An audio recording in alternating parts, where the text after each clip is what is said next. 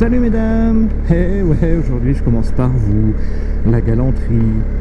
Salut les boss, salut les motards, hello les voyageurs. J'espère que vous avez la banane et que tout va bien pour vous, hein, la santé, la famille, le boulot, comme d'habitude. Bon, lui désolé mais je vais le doubler.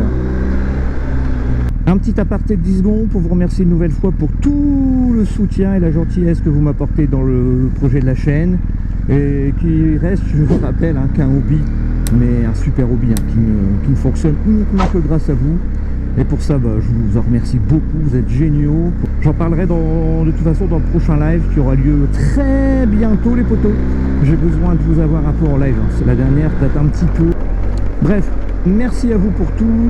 Like, dislike, commente, abonne-toi ou pas, fais comme tu veux. Allez, let's go! On est le 4 mars, il fait frisquer dehors, il fait 8 degrés, mais bon, c'est tellement apaisant de rouler à moto après sa journée de boulot.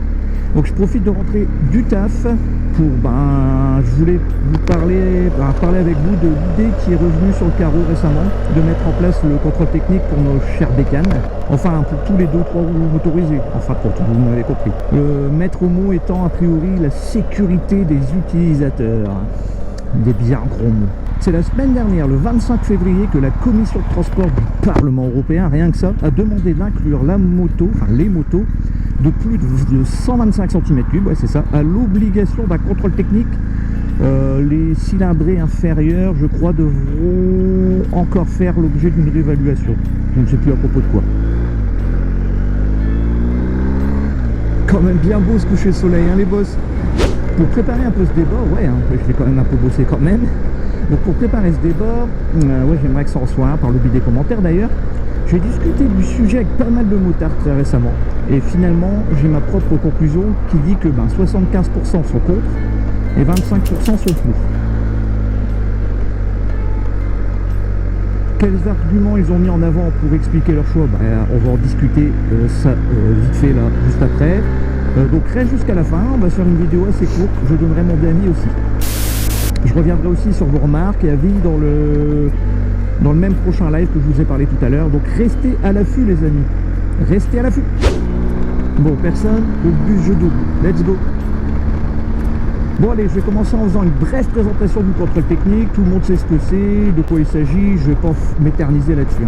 En 1866, c'est la première voiture qui fut construite et un contrôle des véhicules était déjà imposé par les mines. Avant sa première mise en circulation, il faut le savoir. C'est à partir de 1899 que des règles un peu plus strictes ont commencé à voir le jour au niveau normes de sécurité. Ensuite, quasi plus aucune évolution jusqu'en 1985 où le gouvernement décide de mettre en place un contrôle technique pour les voitures. À vendre au départ, je crois, de plus de 5 ans. C'est par l'arrêté du 18 juin 1991 qu'il a été rendu obligatoire en France le 1er janvier 1992 pour les véhicules de moins de 3,5 tonnes. Il était alors valable 2 ans pour les utilitaires et 3 ans pour les véhicules particuliers. Ensuite, plusieurs refontes ont eu lieu, comme le changement d'année de validité, l'incorporation des poids lourds dans les véhicules visés, etc. En France, c'est en juin 2007 que le Conseil économique et social a commencé à recommander un contrôle technique pour les motos et les cyclomoteurs. Vous avez vu, j'ai quand même bien bossé. François Fillon décide de ne pas donner de suite en 2008. La polémique ressurgit ensuite en 2012 où la Commission européenne, cette fois-ci, désire harmoniser le contrôle technique à tous les États membres à partir de 2016, en y incorporant les motos et les scooters, bien sûr. Pas folle la guêpe. Heureusement, aucune suite n'est une nouvelle fois donnée, mais une réévaluation est mise en place dans un délai de 5 ans.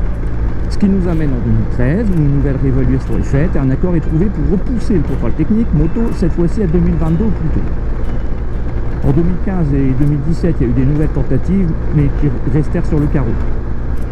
Mais est-ce que cette fois-ci, 2022, va être la bonne année? Ou la mauvaise année pour nous? Ça, on ne sait pas. Et basta pour la petite présentation. De toute façon, c'était vraiment pour dire, pour ceux qui ne connaissaient pas.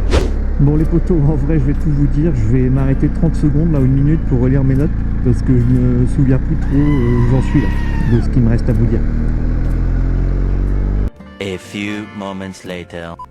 Et ouais, c'est ça la vie d'un motovlogueur.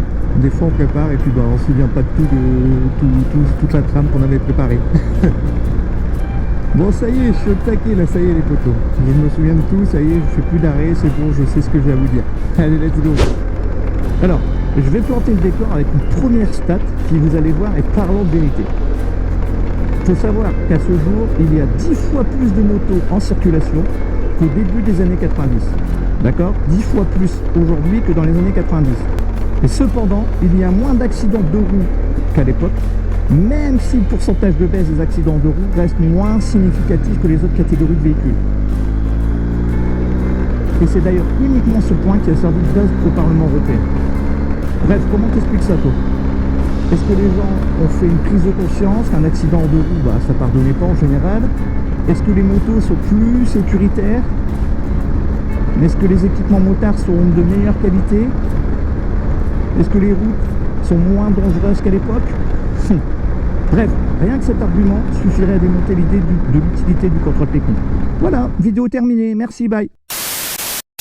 Bah non les copains, on va creuser un peu plus quand même. Alors bien sûr, les critiques vont bon train depuis plusieurs années, et encore plus depuis que tout ça a été remis sur le tapis. On est en droit de nous poser plusieurs questions sur ce sujet d'ailleurs. Comme par exemple, une telle mesure va-t-elle améliorer de façon significative la sécurité du motard? Bah oui, dans une étude et un rapport établi par la MED, tu sais, ce sont ces stats-là établis par plusieurs pays d'Europe il y a très longtemps, en prenant en compte 1000 accidents qui a eu lieu de deux roues. Et bien d'après cette étude, bon, il y aurait seulement que 0,5% des accidents de moto qui sont liés à un problème technique. Plus récemment, la FFMC a avancé même que ce chiffre était de 1%. Donc à quoi bon? Le jeu en vaut-il vraiment la chandelle? Attention, ne déformez pas mes propos. Si demain on me dit qu'on sauve la vie de Tartampion à l'autre bout de l'Europe en instaurant le contrôle technique moto, bien sûr que je vais le prendre en considération. Je suis pas une bête non plus, les potos. En 2014, la France a rejeté l'idée de la mise en place d'un contrôle technique européen pour les deux roues motorisées et avait eu une période de sursis, donc je vous l'ai dit, jusqu'en 2022, sauf si une solution était trouvée pour que l'accidentalité, entre guillemets, des deux roues baisse. Bon, ça n'a pas été significativement le cas, comme je vous l'ai dit tout à l'heure. Seulement voilà, le Parlement européen himself a remis ça sur le tapis et souhaite absolument qu'un contrôle technique devienne obligatoire. Je crois qu'il y a eu 48 voix pour une contre de la part de nos eurodéputés. Donc déjà pour cette personne qui a voté contre, merci du fond du cœur, gars. Et merci à ce vilain petit canard qui finalement est de notre côté. Tu es le héros de tous les motards de France et d'Europe. Donc je te remercie, monsieur. Je te remercie, ou madame d'ailleurs. Je vous remercie beaucoup. Ah oui, un autre point aussi qui m'a fait bondir aussi dans ce dossier, et quand j'ai préparé un petit peu ce vlog, c'est le fait que certains membres de la commission chargée de l'évaluation du bien fondé du contrôle technique, en quelque sorte, sont eux-mêmes les gérants ou les hauts placés des centres de visite technique. Bon, bien sûr qu'ils vont dire qu'il faut instaurer des contrôles techniques sur les deux roues. C'est une activité supplémentaire pour eux. C'est hallucinant, je trouve, de confier ça à ces personnes. Maintenant, à contrario, parce que c'est toujours tout blanc et tout noir, à contrario, ces mêmes sociétés, la contrôle technique de voitures, est-ce qu'elles vont vraiment vouloir investir dans du matériel spécifique de roue, alors que finalement, ça ne représente que 3% du parc roulant sur le territoire? Perso, j'en doute. En plus, il leur faudrait dégager de l'espace ou en créer d'autres dans leur parc de visite technique. Il leur faudrait aussi des assurances supplémentaires, je suppose. En plus, il faudrait aussi former les agents à la mécanique motarde, qui reste quand même différente des voitures.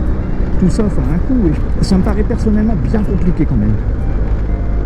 Une autre solution serait de confier le contrôle technique d'une Suzuki au concessionnaire Suzuki.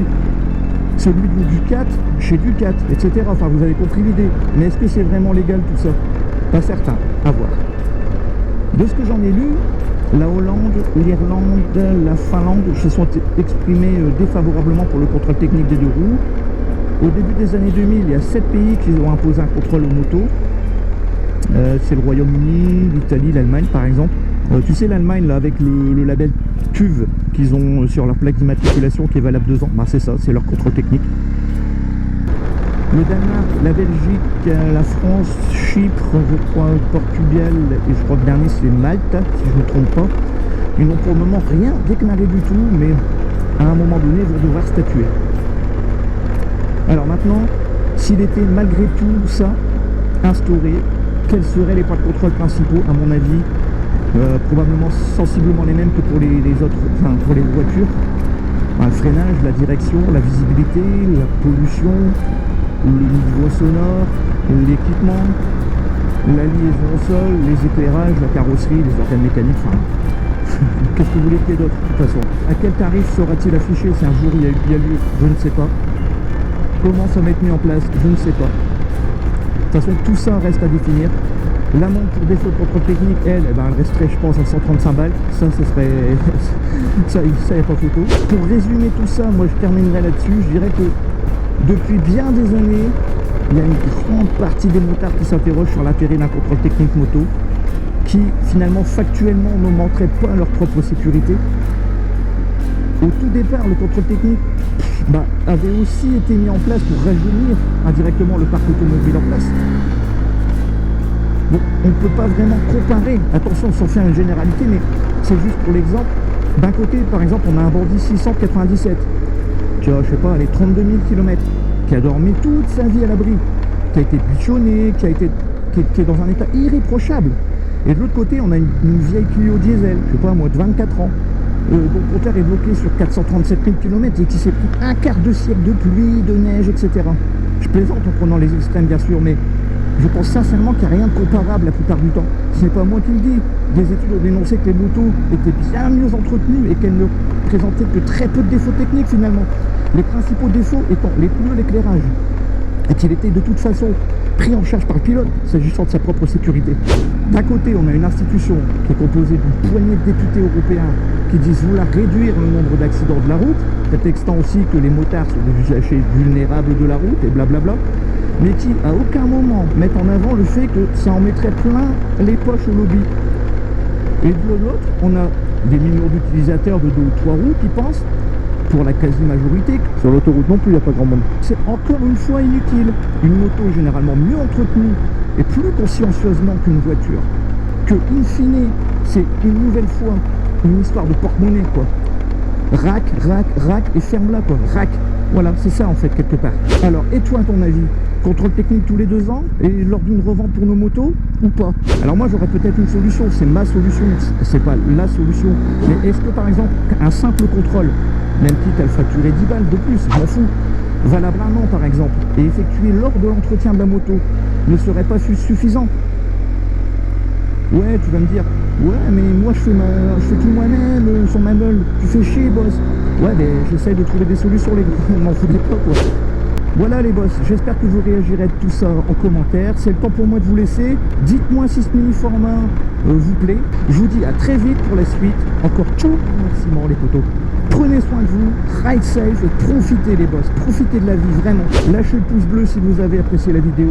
Un petit coucou à tous mes potos motovlogueurs au passage. Bon, gardez vos pots d'origine sur tous les potos. Bye bye les potos. Et à très bientôt. Et en live aussi. N'oubliez pas. Gros V de la Nordie. Ciao.